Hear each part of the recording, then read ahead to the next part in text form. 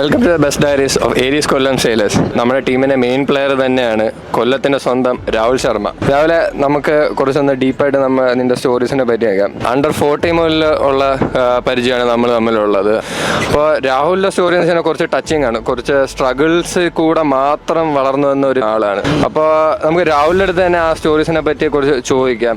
രാവിലെ ആദ്യമായിട്ട് അണ്ടർ 16 അല്ലേ രാഹുൽ സ്റ്റേറ്റിന് കേരളത്തിന് റെപ്രസെന്റ് ചെയ്യണത്? അതെ, അണ്ടർ 16.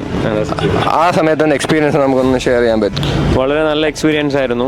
അങ്ങനെ സ്റ്റേറ്റ് മാച്ച് പോയപ്പോഴത്തേക്ക് അപ്പോഴാണ് ഒരു ടീം എന്താണ്, ഒരു പ്രൊഫഷണൽസ് എന്താണെന്ന് അറിയുന്നത് അപ്പോഴാണ്.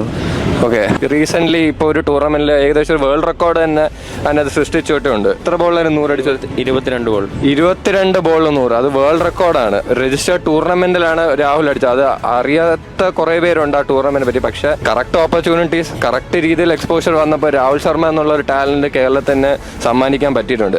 അപ്പോൾ ഈ ടൂർണമെന്റിനെ പറ്റി രാഹുൽ നല്ല ഹോപ്സ് ആണോ?